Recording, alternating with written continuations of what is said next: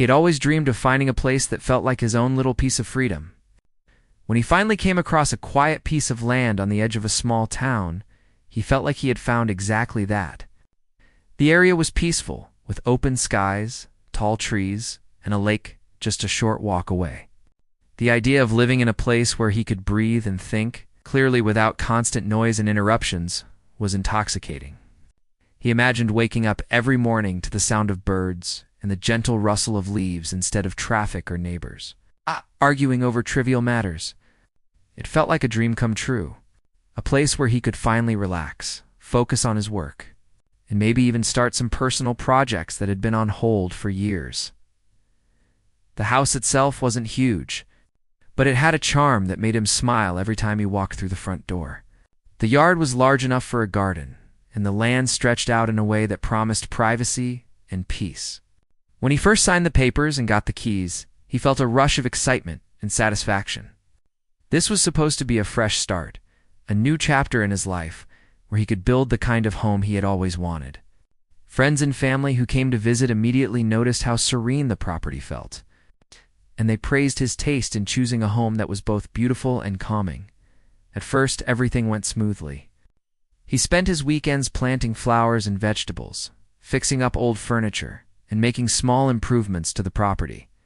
He even started exploring the surrounding woods and trails, discovering hidden spots by the lake and watching the sunset from the highest hill nearby. It felt like he was living in a world that belonged only to him, untouched and free from the pressures of daily life. He couldn't remember the last time he felt this happy and relaxed, however. It didn't take long for reality to start creeping in. The Homeowners Association, which he had barely thought about when buying the property, began sending letters and notifications about rules he hadn't fully understood. At first, they seemed harmless enough, reminders about keeping the lawn tidy, maintaining the driveway, and other typical HOA requests. He followed the guidelines carefully, wanting to avoid any unnecessary trouble. But slowly he began to notice that the HOA was becoming increasingly controlling, almost as if they were testing him to see how far he would push back. The first real shock came when he noticed a new fence going up on the neighboring property. It wasn't just a regular fence. It was tall and sturdy, and it cut off one of the main access paths that led to the lake. When he asked about it, the HOA said it was allowed under their rules, even though he had never received any prior notice or explanation. He felt a strange mix of confusion and frustration. It didn't make sense that something that affected his property so directly could be done without consulting him, or even giving him a warning. Over the next few weeks, more fences went up, each one narrowing the space around his land. The route he used to take for walks, to reach the lake or even to get to the nearest road, was becoming increasingly limited. He realized he was being boxed in, slowly and deliberately, by decisions made without his consent. The feeling of freedom that had drawn him to this property was starting to vanish. Instead of open skies and easy paths, he now saw barriers and restrictions everywhere. Every step he took on his own property was being subtly monitored and constrained. He tried to talk to the HOA members directly, hoping that a conversation might clear up the situation. He approached them politely, asking for explanations and expressing his concerns. But they were dismissive, offering vague answers and pointing to the fine print in the HOA rules. It felt like they were hiding behind technicalities to justify actions that seemed unfair and unnecessary. Every meeting left him more frustrated than before, and he began to sense that this was more than just ordinary oversight. It was intentional. The situation started to affect his daily life. He had to plan his routes carefully, just to get to places that were once easy to access. Even simple activities, like taking the trash out or visiting the lake, became more complicated. He noticed that neighbors who had previously been friendly were now hesitant to talk to him, probably because they didn't want to get involved in what was clearly a tense situation. The quiet, peaceful life he had envisioned was slipping away, replaced by stress and constant irritation. Despite all of this, he refused to give in immediately. He spent hours studying the HOA rules, reading every document he could find, and trying to understand the legal framework that allowed them to enforce these restrictions. He discovered inconsistencies and loopholes that he hadn't expected. The more he learned, the more he realized that the HOA, while powerful, was not invincible. There were ways to challenge decisions legally and creatively without breaking any rules. It gave him a sense of hope and a new direction for dealing with the problem. At the same time, he began to observe patterns in the HOA's behavior. Certain members seemed to have more influence than others, and their decisions often favored their personal interests rather than the community as a whole.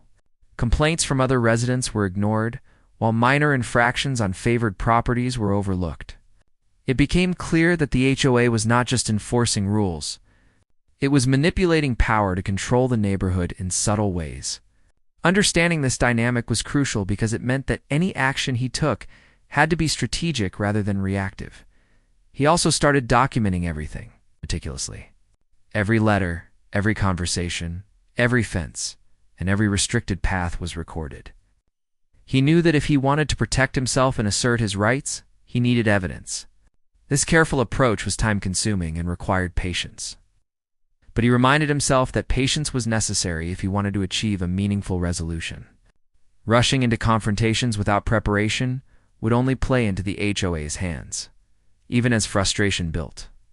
He found small ways to reclaim a sense of control. He reorganized his property, improved his garden, and created cozy spaces where he could still enjoy the outdoors despite the encroaching fences. These little victories gave him hope and reminded him why he had chosen this property in the first place. He refused to let the actions of the HOA completely strip away his sense of peace and personal freedom. Neighbors, who were initially wary of him, began to notice his calm persistence. Some quietly admitted that they, too, had experienced unfair treatment by the HOA, but didn't know how to respond. By watching him handle the situation carefully and strategically, they began to gain a sense of courage themselves. Slowly, he realized that his struggle wasn't just personal, it was part of a larger dynamic in the community, where rules were being used to intimidate rather than protect. As the weeks went by, he began to formulate a plan. It wasn't going to be impulsive or aggressive. He knew that any direct confrontation without proper preparation would fail. Instead, he focused on gathering information, understanding legal rights, and identifying potential leverage points. He was determined to find a way to regain control and restore the freedom that had drawn him to this place. The goal wasn't just to win against the HOA. It was to reclaim his life, his property, and the peace he had been promised when he first moved in. He spent evenings at his kitchen table surrounded by papers and maps. Analyzing the layout of his property and the surrounding land, he traced the paths that had been blocked and noted where fences had been installed. Slowly, he started to see possibilities that were not obvious at first glance. There were areas where legal rights could be exercised, where paths could be opened, and where the HOA's own rules could work in his favor if approached correctly. During this time, he also reflected on his own mindset. He realized that anger and frustration, while natural, were not productive. What mattered was clarity, strategy, and persistence.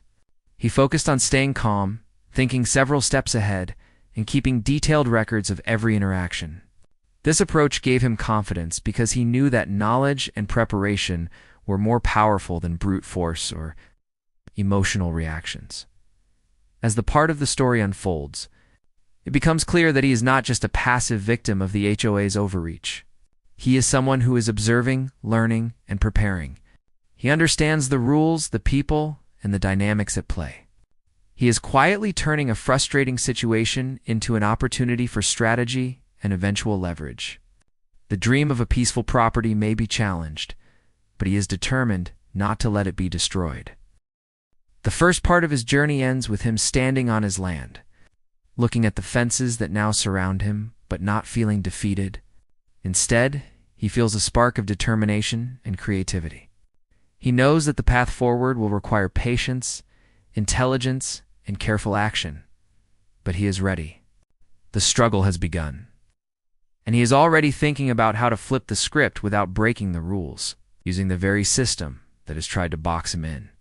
He realizes that his real fight is not against individual fences or letters, but against the control itself, and he is ready to take the first steps toward reclaiming his freedom in ways the HOA could never imagine.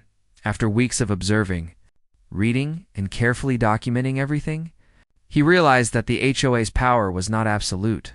The more he learned, the more he understood that their control depended on the fear and hesitation of the residents.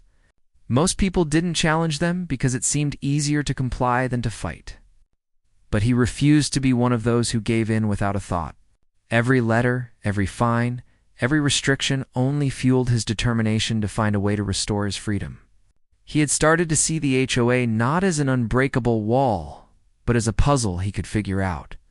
If he was patient and smart enough, he tried once again to reach out to the HOA directly. He went to a board meeting, quietly hoping for a conversation that might clear the air.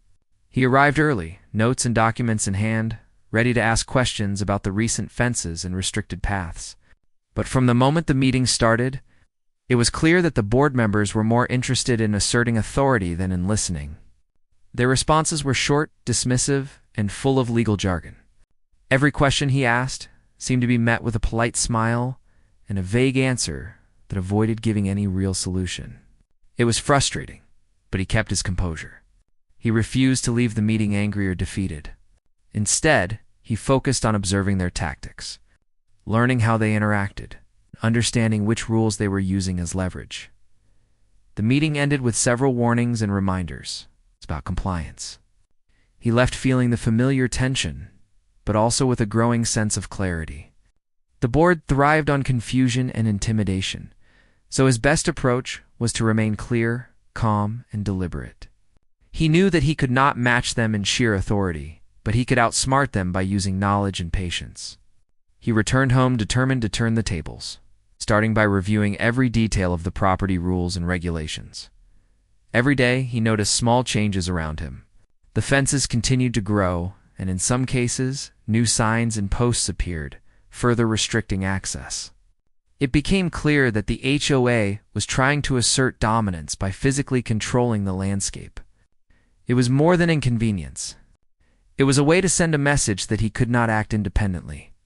But instead of feeling trapped, he began to mentally map out alternative routes, paths and options for reclaiming some of the lost freedom. It was almost like a game, a puzzle that required patience, observation, cuteness, and creativity. Neighbors began to take notice of his calm determination. Some quietly admitted that they had experienced similar issues but didn't know how to challenge the HOA. Others had tried in the past and were met with threats or fines, leaving them too afraid to act.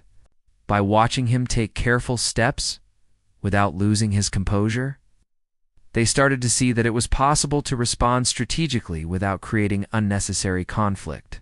Slowly, he became a quiet point of inspiration. Though he did not broadcast his intentions or victories, the focus remained on careful, measured progress. During this period, he began exploring every legal and property document he could find. He spent hours at the county office, reviewing land records, easement agreements, and past HOA meeting notes. Every detail he uncovered gave him a clearer picture of the boundaries between HOA authority and individual property rights. He found references to forgotten easements, old paths, and rules that were rarely enforced. These discoveries were exciting. They represented leverage points, areas where he could act within the law to reclaim access and freedom without stepping into conflict. One particular evening, he traced the property lines and paths on a large sheet of paper, mapping every fence, gate, and restricted route. He noted areas where access was technically allowed but underused, and he began to plan how these could be improved legally. He realized that the HOA's strategy relied on residents not knowing their own rights. If he could master his rights, he could slowly reclaim space and freedom. It became clear that his challenge was not about fighting the HOA directly, but about working within the framework to reclaim what had been restricted. His evenings at the kitchen table turned into nights of detailed planning. He wrote down every question, every potential route, and every possible reaction the HOA might have. He imagined meetings, conversations, and letters, thinking through each scenario carefully. It was exhausting, but exhilarating. He was no longer a passive resident frustrated by restrictions. He was becoming a strategist, someone who could anticipate moves and respond with precision. Meanwhile, the HOA continued their power plays. Notices arrived in the mail, fines were imposed for minor infractions, and they sent letters warning him about actions that could affect the community. But each time, he calmly reviewed the rules and compared them to his documentation. He found inconsistencies and loopholes, learning where the HOA overstepped or where rules were ambiguous. He began preparing responses, written in clear and respectful language, challenging points without being confrontational. His focus was on strategy, patience, and legality. One morning, he noticed that one of the gates blocking access had been poorly maintained. It was functional but weak, a small vulnerability. He realized that even the physical barriers imposed by the HOA were not invincible. That realization sparked a sense of possibility. He didn't want to act recklessly, but he now understood that the situation could be changed with intelligence, observation, and careful action. The feeling of being trapped slowly shifted toward a feeling of potential empowerment. At the same time, he continued to nurture the parts of his property that brought him joy. The garden flourished, and small projects around the home gave him a sense of accomplishment. These were not just distractions, but a way to maintain a sense of ownership and control over his life. Despite the HOA's attempts to restrict him, he reminded himself that his property, his work, and his creativity could not be taken away without effort. These small victories, though private, kept his motivation strong and his mind sharp.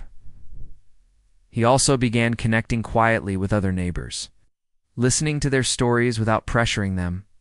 Some admitted they had tried and failed to challenge the HOA, while others had given up entirely. By simply listening and sharing insights, he built a quiet network of awareness and support. They began to see that rules could be used strategically and that the HOA's power was not absolute. While he did not reveal his full plan, he understood that influence could grow silently through example and careful guidance. With each passing day, he refined his strategy. He mapped legal options, physical routes, and potential leverage points. He researched local ordinances, past legal cases, and HOA enforcement patterns. The realization hit him that the HOA's authority, while intimidating, had limits, and those limits were where he could regain power. Each detail he uncovered added to his confidence, showing that methodical preparation could achieve results far beyond brute force or emotional confrontation. He also reflected on his mindset constantly. The HOA thrived on fear and frustration, but he refused to be controlled by those emotions. He practiced patience, clarity, and focus, understanding that these were the real tools that would allow him to succeed. He was not reacting impulsively, but responding intelligently. The difference was subtle but powerful, where most residents felt trapped and defeated.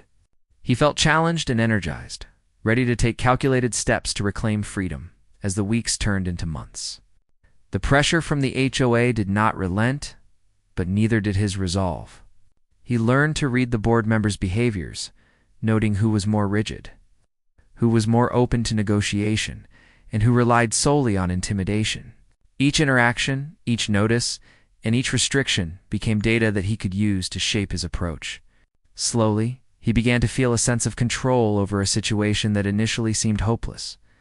By the end of this phase, he had transformed his frustration into strategy.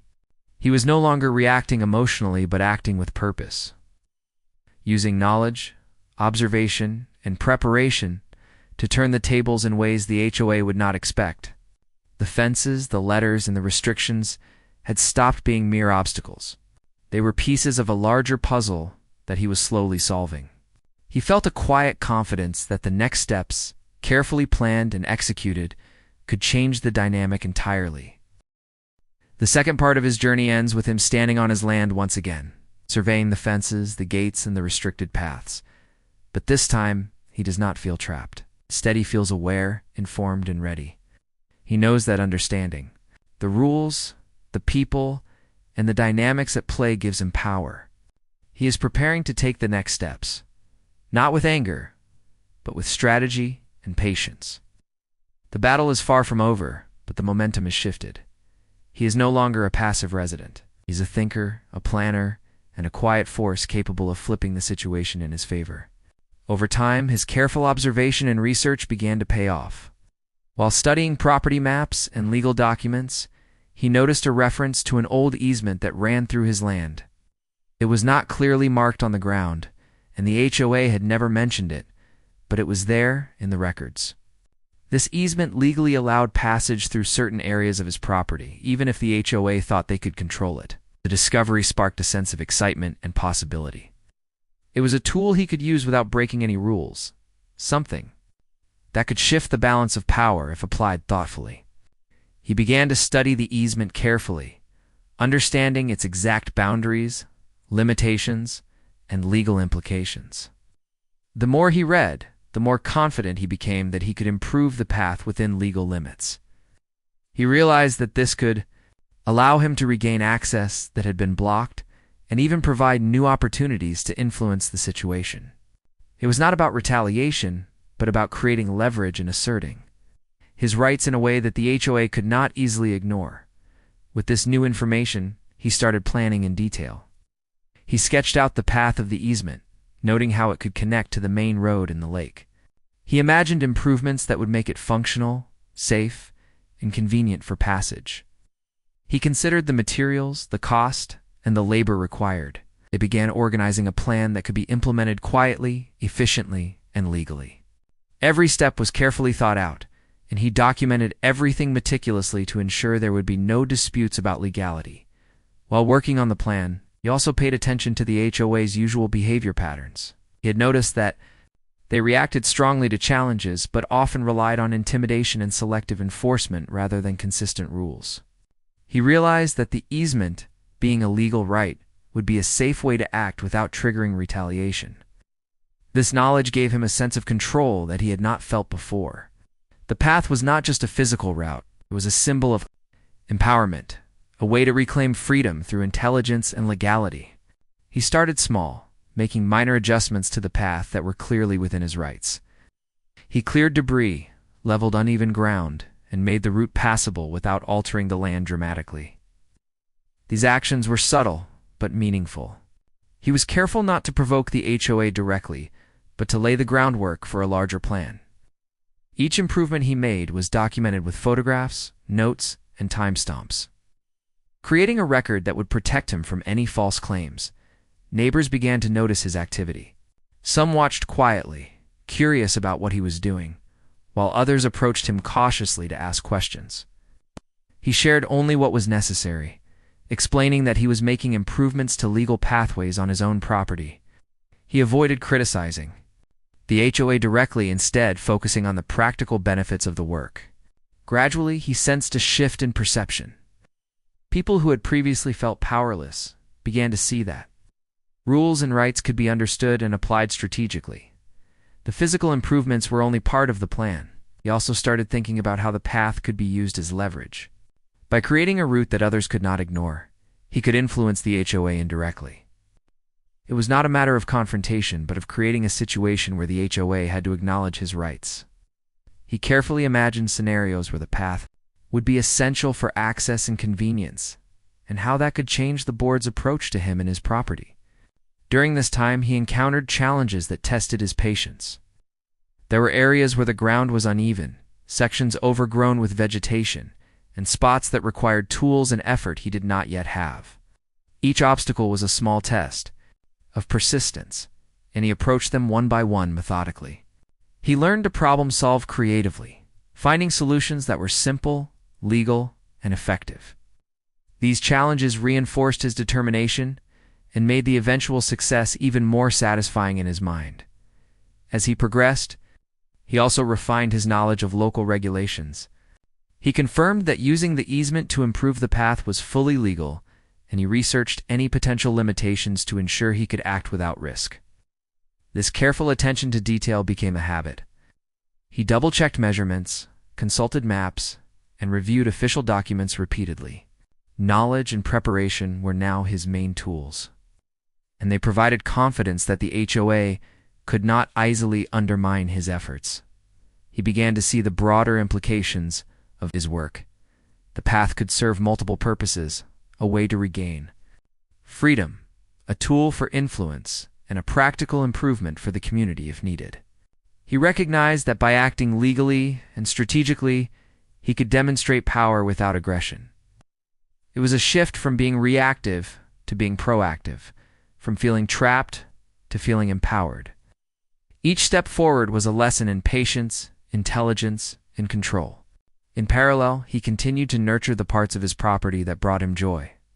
The garden thrived, the yard became more inviting, and the small projects around the house gave him a sense of accomplishment. These activities were more than hobbies. They were a way to maintain morale and focus. Despite the HOA's attempts to restrict him, he reminded himself that his creativity, property, and personal projects could not be taken away without effort. The physical work on the easement and the emotional work of maintaining a positive mindset complemented each other, strengthening his resolve. Neighbors gradually became more engaged, asking questions about the path and expressing interest in the legal easement. He provided guidance carefully, helping them understand their own rights without encouraging confrontation. This created a quiet network of informed residents who could see possibilities that the HOA had tried to hide. The influence was subtle but growing. It was shaping perceptions, showing that rules could be understood, respected, and used strategically rather than blindly followed. He also paid attention to timing and optics. Any work he did was visible, enough to be acknowledged, but not so aggressive as to provoke conflict. He avoided posting about it on social media or broadcasting his progress. The work was deliberate, patient, and legal, designed to create outcomes without unnecessary drama. Each improvement to the path was a step in a larger plan, building leverage that the HOA could not easily ignore. As he completed more of the work, he imagined the final result, a fully functional, clear, and convenient path that legally crossed his property and connected key areas. It would not only restore access, but also create a position of influence. The HOA would have to consider his rights seriously, and neighbors would see that it was possible to act strategically without breaking rules. The plan was taking shape, a quiet, careful shift in power built on preparation, knowledge, and persistence. During this period, he also reflected on his mindset constantly. Patience, observation, and clear thinking had become essential tools. Anger or impulsiveness would have undermined his efforts. But focus and intelligence allowed him to move forward without conflict. He realized that the key to success was not fighting the HOA directly, but creating a situation where their own rules and the law aligned with his interests. This insight transformed frustration into opportunity. By the end of this stage, the path was almost fully functional. It was clear, passable, and within legal bounds. The easement, once forgotten and overlooked, had become a powerful tool. He had turned a simple legal right into a practical advantage, demonstrating that knowledge and preparation could overcome intimidation and control. The physical work, combined with careful planning and observation, had shifted the dynamic in subtle but meaningful ways. The third part of his journey ends with him standing at one end of the newly improved path, looking down the route that had once been blocked. For the first time in months, he felt a sense of liberation. The fences and restrictions still existed, but the path symbolized control, opportunity, and possibility. He had acted within the law, used intelligence and strategy, and created leverage that the HOA could not easily challenge. The stage was set for the next steps, where this quiet power would be used to influence outcomes, assert rights, and reshape the dynamic entirely. With the path nearly complete, he began to consider how it could be used in a practical sense. The easement had given him a legal route, but he realized he could take it a step further to create influence and subtle leverage over the HOA. He wanted the path to serve a purpose. Beyond his personal access, he thought carefully about ways to improve it so that others in the community would naturally want to use it, which would give him a quiet position of control without creating confrontation. He started by improving the surface, leveling it further, and laying down gravel to make it more convenient for walking or driving. Small signs were placed at strategic points, providing clear directions and information about the path. Everything was done within legal bounds, carefully avoiding any action that could be considered aggressive or confrontational. He wanted the improvements to be helpful, practical, and undeniable. Each adjustment was meticulously planned to maximize utility and visibility while staying completely lawful. Neighbors began to notice the path and gradually started using it. At first, it was just a few curious individuals. But as word spread about the convenience, more and more people began taking the route. Some were initially hesitant, unsure if it was allowed, but his careful documentation and clear signage reassured them. He watched quietly as people began to rely on the path, knowing that it would create a subtle shift in the neighborhood's dynamics. The very people who had ignored his presence before were now walking and driving through a route he controlled legally. It was not long before the HOA noticed the increased traffic along the path. Complaints started to appear in letters and emails, mostly questioning the legality of the improvements and the use of the easement. He remained calm, reviewing the documentation and legal boundaries he had gathered. Every step he had taken was compliant with laws and regulations, and the path itself was a right established long ago in the property records. When responding to complaints, he focused on facts, clarity, and respect, avoiding any tone of aggression or defiance. This approach made it impossible for the HOA to take any direct punitive action without contradicting the law. At the same time, he saw the opportunity to create a form of leverage that was subtle but effective. Since the path was now a convenient route for multiple residents, including HOA board members, it had become a necessity for daily access. He decided to implement a simple toll system, legally and transparently.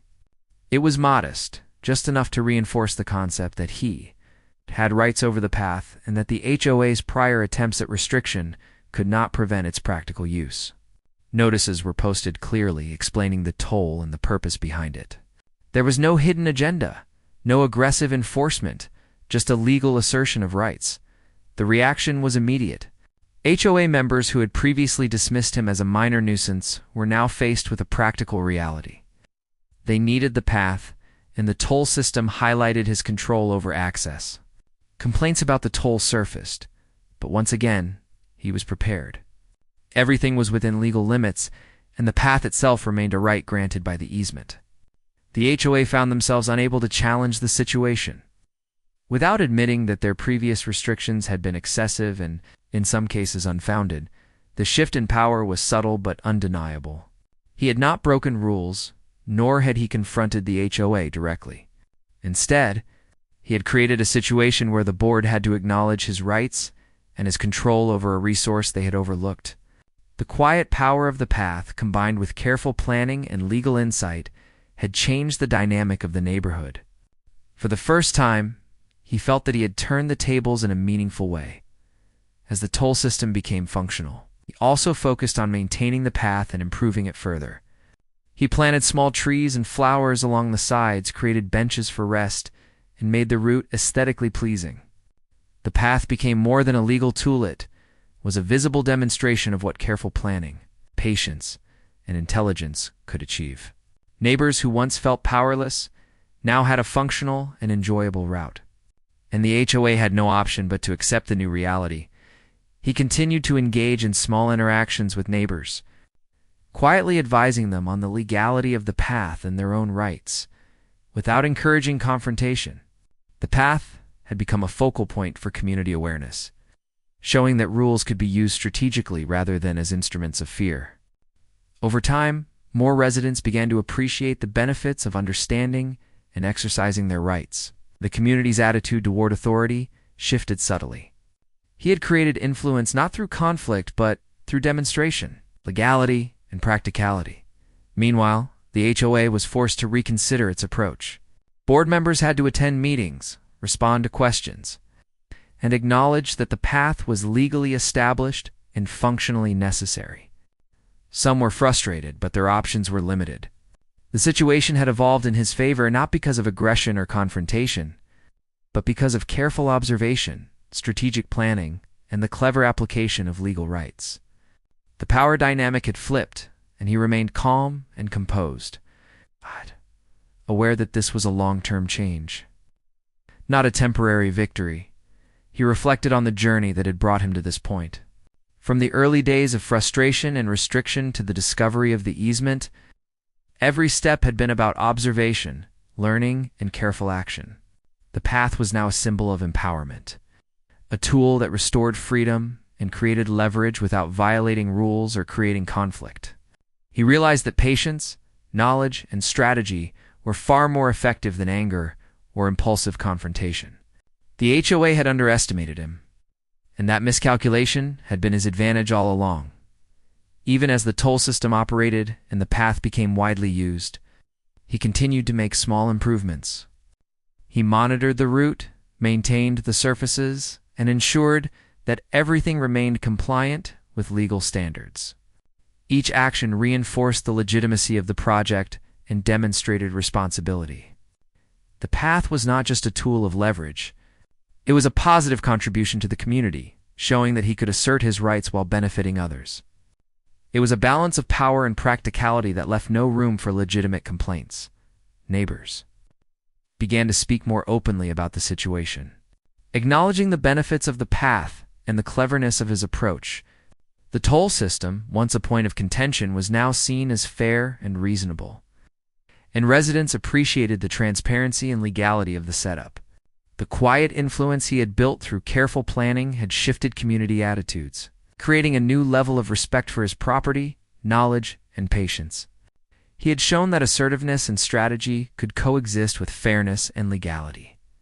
Throughout this period, he maintained focus on the larger goal, reclaiming freedom, establishing rights, and demonstrating that intelligence and patience could overcome intimidation. He avoided unnecessary confrontation, remaining calm even when challenged or questioned. His approach was methodical, deliberate, and informed by careful study. The physical improvements to the path were matched by psychological and strategic gains, creating a comprehensive shift in power dynamics. By the end of this phase, the path was fully functional, widely used, and legally sound. The toll system reinforced his control without creating hostility, and neighbors began to see the benefits of understanding and exercising their rights. The HOA had been forced to recognize the reality of the situation, adjusting their behavior and acknowledging his influence. He had achieved a quiet but powerful victory, turning a situation that initially seemed restrictive into one of empowerment and control. The fourth part of his journey ends with him standing at the start of the path, watching neighbors use it freely. There is a sense of satisfaction not from confrontation or conflict, but from knowledge, preparation, and strategic action. He has turned limitations into opportunities, restrictions into leverage, and legal rights into practical influence. The stage is set for the final resolution, where respect is established, freedom is restored, and the OS perception of power is forever changed. He has demonstrated that intelligence, patience, and careful planning can overcome even the most controlling restrictions without breaking the rules. By the time the path and toll system were fully functional, the dynamics in the neighborhood had changed entirely. The HOA could no longer ignore the situation. Neighbors were beginning to see him not as a complainer, but as someone who understood rules, rights, and strategy better than anyone else.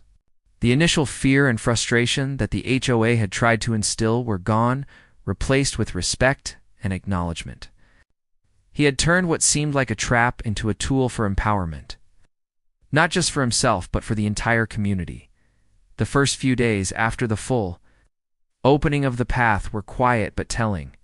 Board members who had once been dismissive were now carefully choosing their words when interacting with him. They asked questions, sought clarifications, and even suggested meetings to discuss shared use of the path. He approached these interactions calmly, armed with knowledge, documentation, and a clear understanding of his rights. He made it clear that his goal was not confrontation but fair and legal use of the property. This approach left no room for argument, only acknowledgement. He noticed that the daily routines of neighbors started to shift. People who had avoided the area now found it convenient to use the path, and even those who had once supported strict HOA rules began to rely on it. The toll system, implemented in a fair and transparent way, reinforced the reality that he had control over the access while maintaining legality. The balance he created was subtle but effective. He had leverage without hostility, influence without aggression, and freedom without conflict. It was a delicate balance, and he maintained it with patience and clarity. The HOA called for a formal meeting to address concerns regarding the path. He prepared thoroughly, bringing along all necessary documents, maps, and photographs to demonstrate that every action he had taken was within the law. The board members attempted to argue points about convenience and community impact, but he responded calmly, citing legal rights and historical easement records. Each response was precise and factual, leaving the board without room for aggressive enforcement or intimidation. The meeting ended with a decision to acknowledge the path formally and adjust policies accordingly. After the meeting, he took time to interact with neighbors individually, sharing advice on understanding property rights and rules without encouraging conflict. These conversations were educational, empowering, and fostered goodwill. People who had once been intimidated by the HOA now felt confident to engage and question unfair restrictions. He had created a subtle shift in community awareness. Rules were no longer blind instruments of control, but tools that could be understood, applied, and even leveraged intelligently.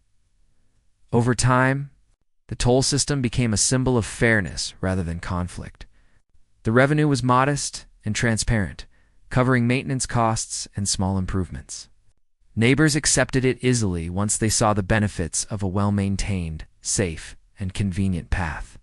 The toll system also reminded the HOA that he had agency and control, reinforcing the idea that the community could function with fairness and clarity rather than intimidation.